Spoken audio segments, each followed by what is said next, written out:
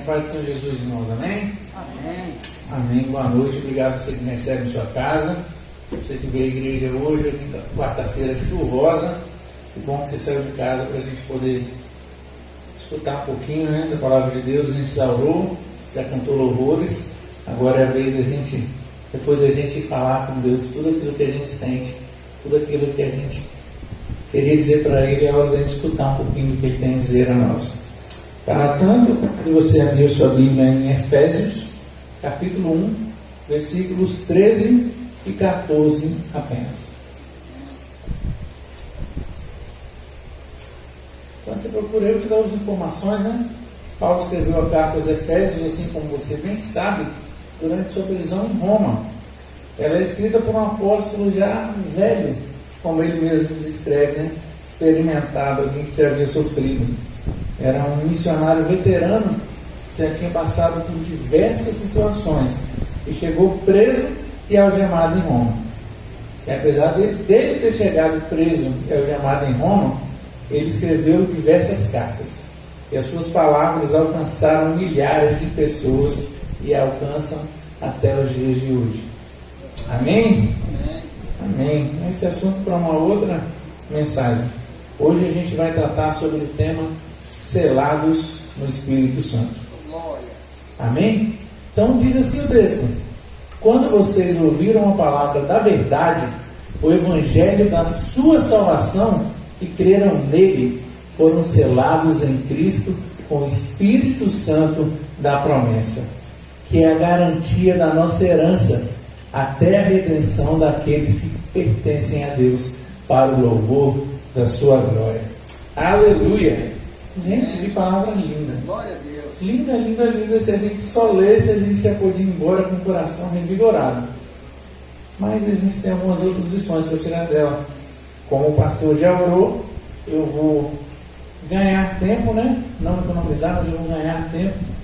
Orar é investir um tempo com Deus também, mas a gente vai ganhar estudando a palavra. E esse versículo 13, ele é especial, porque se alguém te perguntar como funciona o processo da salvação, você abre esse versículo 13 e já consegue explicar para a pessoa. Olha só, ele abre o versículo 13 mostrando como um pecador torna-se santo. Como alguém que vive em pecado, conhece a Jesus e torna-se alguém escolhido, alguém separado. E ele começa, né? Ouve o Evangelho. Quando vocês ouviram. E esse ouvir aí, assim como você vê em outros textos, no Antigo e no Novo Testamento, não é apenas de escutar um barulho quando você escuta, não. É um ouvir de dar atenção. É um ouvir de perceber aquilo em sua plenitude. Muitas vezes nós estamos passando pela rua e escutamos diversos barulhos e nós não paramos para prestar atenção no que é aquilo. É uma buzina, uma freada, é alguém gritando, a mãe gritando com o filho. Eu tive certeza que a gente passa e escuta vários sons e às vezes não dá atenção. Quando passando pelo mesmo caminho, várias crianças gritaram e eu não parei, até que uma gritou, um menininho gritou, ai! Aí eu parei, eu olhei para trás para ver quem era, achando que era o meu que estava me chamando, estava gritando pai. Eu olhei e parei e dei ouvidos àquela criança. Eram várias crianças, mas uma me chamou a atenção. Eu parei. E é isso que ele está falando. Se você abrir sua Bíblia lá em Romanos 10, 17, Marcelo vai colocar para a gente ali. Em Romanos 10, 17 a gente vai ver. Consequentemente, ou seja, com base nisso tudo que a gente está falando, a fé vem pelo ouvir e ouvir a palavra de Deus. Não é simplesmente a gente dar atenção às coisas que acontecem. Alguém gritando pai, alguém chamando a nossa atenção. É aonde nós investimos a nossa atenção. É aonde a gente gasta tempo. E Paulo fala, é ouvindo a palavra de Cristo. Voltando lá no texto, quando vocês ouviram, quando vocês deram atenção à mensagem que realmente vocês receberam, e não apenas deram ouvidos, vocês creram na palavra da verdade. Muitas vezes nós damos ouvidos às coisas que não deveríamos dar.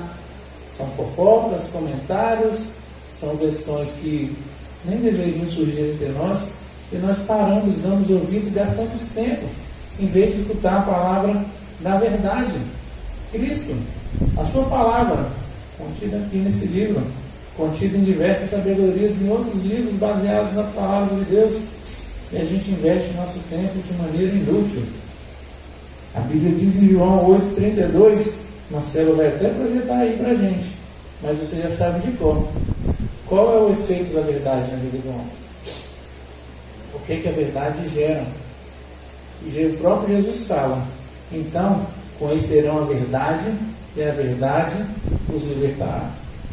Ou você que é mais antigo, igual eu, você fala pela versão João Ferreira de Almeida, né? E conhecereis a verdade, e a verdade vos libertará. É até mais composta, né? E é o que acontece, quando nós temos realmente um encontro, um conhecimento com a verdade, essa verdade nos liberta. Então a gente ouve, a gente crê na palavra da verdade. E quando a gente crê, a gente volta lá em Efésios 1,13, que diz: quando vocês ouviram e creram na palavra da verdade, o Evangelho que os salvou, vocês foram selados com o Espírito Santo da promessa. E a primeira parte que eu quero conversar com você é que nós temos o selo do Espírito Santo. Glória a Deus. Amém? Amém. Amém. Que bom que você sabe que você tem o selo. Mas o que é esse selo? Para que ele serve? Já pararam para pensar que o selo tem algumas funções? Não sei se você sabia disso. Tem o selo do correio, né? Que a gente coloca aquela marquinha para dizer de onde foi, de onde vai, que está pago, que o carteiro realmente pode prosseguir com a entrega. E o selo do Espírito Santo, ele é um representante. E quando a gente olha qual era a finalidade do selo no mundo antigo, e por que Paulo fala isso, a gente vai começar a dar valor e entender esse selo do Espírito Santo em nossas vidas, que nos sela. Quando a gente vai ver o selo, ele garante a autenticidade de algo. Ele garante que aquilo é autêntico. O selo é aquilo que garante que aquele produto não foi mudado, que aquele produto é realmente aquilo mesmo. Quando você abre a Bíblia lá em Esther, capítulo 3, versículo 12, mas em Esther, em Esther, você vai ver que lá foi utilizado um selo, assim como o Marcelo vai projetar para a gente, Esther 3,12, lá foi utilizado um selo para poder comprovar a autenticidade. Quando o rei resolveu mostrar a autenticidade daquela carta que ele estava fazendo, ele tinha que selá-lo. Grande, né? Vou até virar, viu? Desculpa a falta de educação. Assim, no 13º dia do primeiro mês, os escribas do rei foram convocados. Ramã ordenou que escrevessem cartas na língua de cada povo e na escrita de cada província, aos sátrapas do reino, aos governadores das várias províncias e dos chefes de cada povo. Tudo isso escrito em nome do rei Xerxes e selado com o seu anel. O anel do rei garantia que aquilo era autêntico. Aquela carta realmente tinha sido enviada por ele e as ordens dele. E o Espírito Santo indica a nossa vida autêntica em Cristo, a nossa salvação como autêntica. Nós somos novas pessoas. Falamos no mês passado, no mês de missões, que Jesus transforma, né? E o texto era muito bonito. Você lembra qual era? Quem lembra? Não? Se alguém está em Cristo, nova criatura é. As coisas velhas se passaram e eis que tudo se fez novo. E esse selo que você tem garante essa novidade de vida. Ele autentica que Cristo mora em você. É Ele que autentica, é Ele que mostra. Assim como nós vemos nas notas de dinheiro, para saber que elas são autênticas. Elas têm marcas que mostram a sua autenticidade. E não só isso. Ele marca também a propriedade de algo. Um selo marca a propriedade de algo. Cânticos, capítulo 8, versículo 6, mostra isso aí. Ponha-me como um selo sobre o seu coração, como um selo sobre o seu braço, pois o amor é tão forte como a morte, o ciúme tão inflexível quanto a sepultura, e as suas brasas são fogo ardente, são labaredas do Senhor. Ele mostra, olha, ponha-me como um selo sobre o seu coração. Olha, é meu, isso aqui. Você quer um exemplo? Quando você vai na roça, você vê aqueles boizinhos, e o que é feito para saber de quem é cada um? Você vai lá com ferro, né? Você não vai mais, não existe isso mais, tá? Antigamente você ia com ferro, ferrava o boi, né? Você pegava, esquentava e ferrava. Hoje em dia tem a marcação química. Mais chique ainda, tem aqueles selinhos que botam na orelha, aqueles brincos, né, que colocam na orelha do boi. Hoje em dia está moderno, o boi não sofre. Mas antigamente ele era feito o quê? Ele era selado, marcado, queimado com fogo, identificado para mostrar que ele era propriedade de alguém. E era tão propriedade que quando esse boi era vendido, tinha um carimbo, né, que era colocado nele e ele era selado outra vez com a marca do outro dono. Quando nós aceitamos Jesus, quando a gente ouviu, creu na palavra da verdade, nós somos selados com o Espírito Santo, marcados por Ele como propriedade exclusiva de Deus. Amém. E muitas vezes a gente dá mole, a gente tem um selo, gente, que a gente tem dono, e a gente ainda quer viver como dono de si. Isso não pode acontecer. Isso no mínimo está errado. E o selo, além de tudo, como vemos em Mateus 22, 66, Mateus 27, 66, falei errado. Eles foram e procuraram manter a segurança no sepulcro, além de deixarem uma escolta montando guarda, lacraram a pedra. Em outras versões, como a minha, diz, selaram a pedra. Eles selaram aquilo ali, por quê? Para poder combater a adulteração. Para todo mundo saber que ele não tinha saído de lá, ninguém tinha aberto o sepulcro onde Jesus estava. Eles eram selados, colocavam a marca, garantindo que aquilo era autêntico. Então, nós, em primeiro lugar, nós temos o selo do Espírito Santo, garantindo essa mudança real em nossas vidas, garantindo que nós temos dono, garantindo que nós somos autênticos em Cristo, garantindo também que nós não somos adulterados como o mundo o é. Nós somos transformados.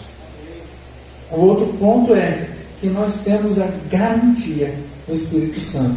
No versículo 14 diz assim: o Espírito Santo da promessa, que é a garantia da nossa herança até a redenção daqueles que pertencem a Deus para o louvor de sua glória. Essa palavra garantia, ela é um termo grego chamado arromon. E é garantia mesmo. Era um termo de negociante, de comerciante, onde o comerciante ele fazia uma parte do pagamento antes de receber a mercadoria por inteira. Era como se fosse um depósito adiantado, um cheque calção, era feito para poder retirar a mercadoria.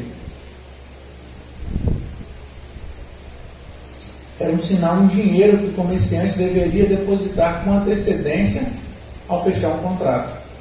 De boa fé, garantindo que ele cumpriria até o final daquele contrato e adquirir aquela mercadoria. Meus amigos, a gente foi comprado por um preço muito alto. É graça, mas não foi de graça. Foi caro demais. Você foi comprado. Tem uma garantia, um depósito que Jesus coloca em nossos corações, o Espírito Santo. A marca dele. Como a promessa de que ele vai continuar realizando essa obra. A presença do Espírito Santo hoje é como uma entrada, um depósitozinho, um sinalzinho do que a gente vai ver lá no céu. A gente tem a oportunidade de experimentar aqui na terra um pouquinho da alegria, da felicidade, do que vai ser lá no céu. Hoje nós temos a oportunidade de termos Deus dentro de nós, enxergando, ainda que pouco, aquilo que vai acontecer lá no céu. Nós temos vislumbres do que será a realidade divina. O Espírito Santo é como um anel de compromisso. Aquela aliança bonita que você comprou para a dona Marlene, Dona, no dia que vocês noivaram, garantindo que vocês iam o quê? Se casar um dia. Era aquela aliança que você coloca assim e fala assim: olha, isso aqui é uma marca, isso aqui é um sinal que ela está separada para casar comigo. E é uma garantia que a gente vai casar. O nosso compromisso é verdadeiro. Só que essa é a garantia da nossa redenção. E quando a gente vai vendo essa garantia tão grande, tão grande, tão grande, que vai mostrando lá em Efésios 2,7, que diz assim: para mostrar nas eras por vir a incomparável riqueza da sua graça, demonstrada na sua bondade para conosco em Cristo Jesus. Ele fala que nós fomos redimidos. Nós já fomos redimidos naquela vida que vivíamos antes. Só que não bastava nós sermos redimidos antes, nós ainda, isso se chama justificação. Nós fomos tornados justos. Essa fase de ser redimido é a justificação que temos em Cristo. Mas quando nós olhamos em Romanos 8, versículos de 1 a 4, ele vai falar que nós ainda estamos sendo redimidos. Isso se chama santificação. Ele fala: portanto, agora já não há condenação para os que estão em Cristo Jesus. Ou seja, nós já fomos justificados. Porque em Cristo, a lei do Espírito da vida libertou você da lei do pecado e da morte. Porque aquilo que a lei era incapaz de fazer, visto que estava enfraquecida pela carne, Deus o fez, enviando seu próprio Filho em semelhança à carne pecaminosa, como oferta pelo pecado. Assim condenou o pecado na carne, a fim de que os preceitos da lei fossem cumpridos em nós, que não vivemos segundo a carne, mas segundo o Espírito. Outra realidade fantástica que não cabe a gente hoje, é outro tema, mas nós não vivemos na carne, nós vivemos no Espírito, e o nome disso é santificação. Isso é todo dia. Isso não aconteceu ontem, para de acontecer hoje. O Espírito Santo age na gente, nos tornando redimidos e nos redimindo a cada dia. E vamos além ainda, lá em Efésios capítulo 1, versículo 14, a gente vai ver a garantia da nossa redenção, lá de trás, hoje e principalmente até a redenção daqueles que pertencem a Deus, lá no final, quando nós formos nos encontrar com Deus no céu. E o nome disso é glorificação. Isso não aconteceu porque nós somos bonzinhos, isso não aconteceu porque nós somos legais, isso não aconteceu nada disso. E a gente vai pensando: por que isso aconteceu? E a gente vai lá no finalzinho para o louvor da sua glória. Se você voltasse comigo e lesse o capítulo desde o comecinho de Efésios até esse final, você vai ver que ele vai falar das obras do Pai, como o Pai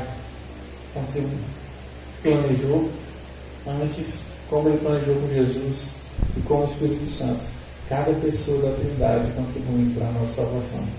É um texto profundo, é um texto que nos alegra, e que nós descobrimos que isso não aconteceu por acaso, isso aconteceu para o louvor da glória de Deus. Você vai para casa hoje sabendo da importância que tem, sabendo que você foi selado no Espírito Santo e tendo consigo essa responsabilidade. Se você foi realmente selado, se você foi realmente marcado, o Espírito Santo mostra em você, você tem que demonstrar esse selo. Esse selo não está escondido. Esse selo é tão grande que ele dá frutos. E o fruto do Espírito é tudo que a gente estudou no domingo de manhã. Depois você abre sua Bíblia lá em Gálatas e vai ver. Mas que você tenha certeza que você foi selado no Espírito Santo. O Espírito Santo te marcou. Que você pertence a Ele, que você tem um dono.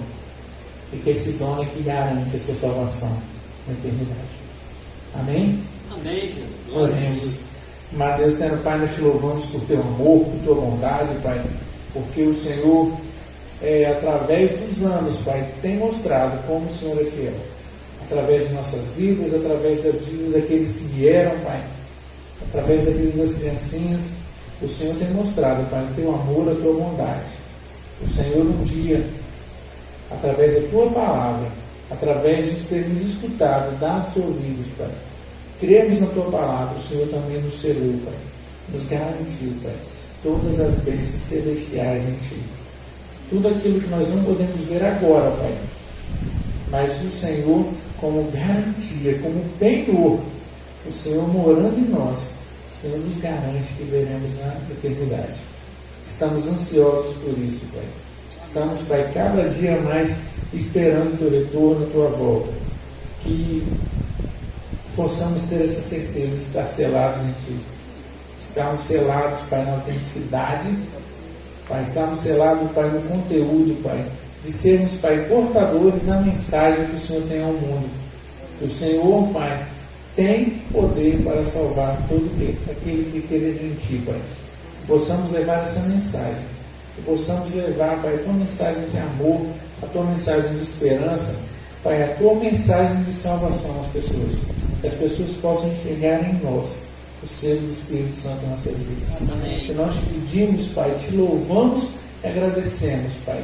Que possamos fazer tudo nessa vida, como diz a palavra, para o louvor da Tua glória. Nós pedimos e agradecemos em nome do Teu Filho amado Jesus. Amém. Amém.